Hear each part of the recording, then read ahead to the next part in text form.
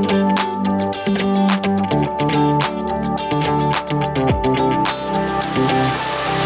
I just want to bring you back to your childhood memory, or that first point where you realized makeup was your best friend, or you needed makeup, or who influenced you, you know, before modeling.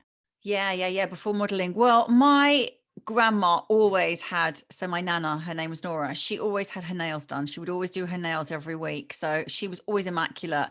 You know, accessorized up, beautiful accessories, always lipstick whenever she left the house. So she's always one of my main inspirations. Somebody that I remember who just was always had it together. She always smelled beautiful. She had her Pond's cold cream. You know, she had a little ritual of self-care. But then also my auntie, so my auntie Peppy, so my dad's oldest brother, his wife, my auntie Peppy, she worked at Kanebo counter, so you know, beautiful Japanese beauty brand. And she used to come home, and when I used to go and stay with my cousin, and she'd always bring samples home, so like really beautiful like creams and lovely face cloths and all, just, and so I got really obsessed with sort of beauty and potions and lotions at a young age. And then I remember my mum's makeup bag on the side in the bathroom, and I remember getting the tweezers out one day, and it was back, you know, in the 80s, so we were a little bit overzealous with the plucking of the eyebrows. And I remember plucking my eyebrows, just I was 11, and I just gave my brows a restyle completely, and they were I did a bit of a number on them, so they were really skinny. And then like a few days later, I had my passport picture that needed to be done, and so I had for like 10 years this like 11-year-old kid with these really really overplucked eyebrows. I still got the picture. I can take it. I can show you as photographic evidence. But so that was my first kind of foray into like makeup and beauty, and you know, I've just always loved it. And then I did loads of dance competitions. So I had this like makeup book, and I used to copy the makeup and then and draw it on myself. And this was like 10, 11, 12, 13, 14. So I had like really like kind of, I really went for it.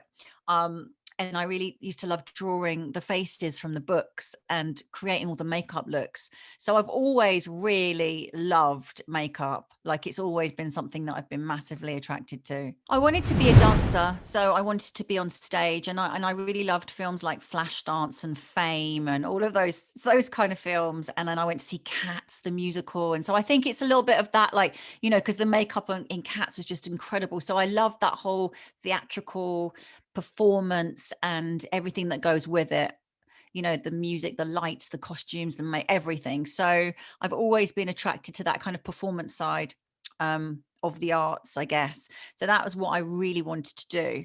And then I ended up going to stage school for a couple of years from the age of 14 to 16. So I was in performing arts school in London, and that was really great. But then I discovered that I wasn't that good a dancer, and that it probably wasn't going to be a career that I would make any money out of. So I sort of started to kind of rethink what I was going to do.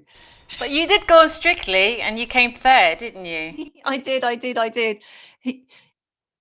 Yeah, no, it's I think it's really good to have some sort of training. Um, you know, even if I don't know, like, you know, I always loved it as a little girl, like ballet dancing and things like that. And I was quite good. I just wasn't professional good. And I think it's definitely stood me in good it was good training and good learning for modeling, because it gives you that grace, that poise. It enables you to be a little bit more coordinated. You know, I still love movement. I think it's massively important. So it's something that I'm definitely happy I did. And yeah, Strictly was good, but I did get dragged around the dance floor by my partner, and he was a professional, so I can't take much credit for that. I mean, he was amazing. But yeah, I remembered a few little skills from back in the day. You know, when you take on something like that, what is the sacrifice, or, you know, what's the pros and cons? Because anyone looking on the outside would go, "Oh my God, it's amazing, it's glamorous, traveling the world," you know. But with everything that looks so good on the outside, there's always, you know, not so good things on the inside. So what sort of things did you have to overcome? So I had to overcome. I remember being at the airport. I was at Heathrow, and it was like day. I because you used to go on direct bookings to sort of Paris, Milan, come home for the night, go for 2 nights, come back. And I remember being at the airport, and it was like I'd been at Heathrow 3 times that week, and I was just like having almost like a panic attack. And it was back in the day with the nobody had mobile phones. This is like 30 years ago. And I was at a payphone. I just remember sobbing, and I was on the phone to my mum just going, I just don't want to do this. I want to come home, and it was just things like, I just had moments of that where I had to, on a I missed my birthday because I had a job, or like or had to cut Christmas short because I had to go travel somewhere, and it's like, yes, it was incredible, but there were big sacrifices. And Absolutely. what do you say to people who say like, "Oh, you're a model, you get paid to sit there, don't speak." What do you say to that? Did you ever have those sort of scenarios where people just treated you like a piece of meat? I think that if you are starting out, that you have to have the confidence to know that you have a valid opinion when you're shooting something. And I think it took me years to find my voice and to be like, excuse me, do you think we could stop and have some lunch because I'm really hungry? Now, what's making you go into the whole self-care thing? Is it because you're going through all this stuff yourself that you're now voicing it out because there's a need out there, or what's made you go into? I've always been like a big, beauty lover, and so I know how it makes me feel when I've, even just something as simple as like a shower experience, if you've got a really lovely new product, or dry body brushing, or having a bath with candles, or aromatherapy, and the smells and how that really kind of can change your mood. And I've always loved spas, and I always love wellness retreats, and it's just part and parcel of who I am. And I think it became more obvious in lockdown that we needed to take a little bit more time and care for ourselves, and just to kind of do things that we could at home. So then, of course, Self-Care Sunday was born out of lockdown. You've been talking about menopause and sort of aging and surgery and things like that. So, what are your views, on that? Because with the audience, everyone is going to go through it at some time. So you're going through it. So I'm not going to say top tips, but how are you dealing with it and the effects of it all? Well, I mean, I know firsthand how absolutely shocking you feel when these changes start happening, and you're not quite sure what's going on. All you know is that, and this isn't for everybody, because everybody's menopause journey and aging journey is different too. Some people sail through it and they don't even have symptoms. But from my experience, there's, oh God, I don't even know where to start. Anxiety, weight gain, you don't recognize yourself, your clothes don't fit you, you're depressed, you've got brain fog, you can't think. It's like you can't sleep because you're getting night sweats. You can't, you don't want to do presentations because you are embarrassed, because sometimes your brain just goes completely blank, and then you have these hot flashes, and you're just convinced that people are like, is she okay, what's going on with her? And these like sweats come out of nowhere, and you're just like pouring with sweat.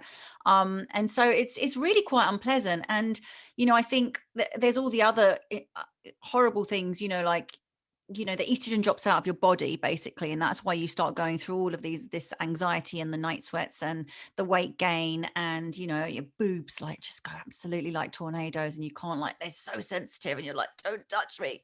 And then it's just a vicious cycle really, because you can't sleep because you're waking up all through the night, you want to pee all through the night, then the next day you want to drink coffee because you need to wake up, and then that impacts on the anxiety even more, and before you know it, it's just a nervous wreck. Wow. Um, So yeah. much. And then not only that, but like your bone structure of your face, everything starts to change, and your muscle tone as well, because the estrogen and everything's is crucial for collagen production. So it's like, it's just like, what's happening to me? And I think it's just really unfair. And there's not enough information out there. And you go to your doctor and he's just like, yeah, you're depressed, take some antidepressants. And you're like, no, no, no, there's something much deeper going on.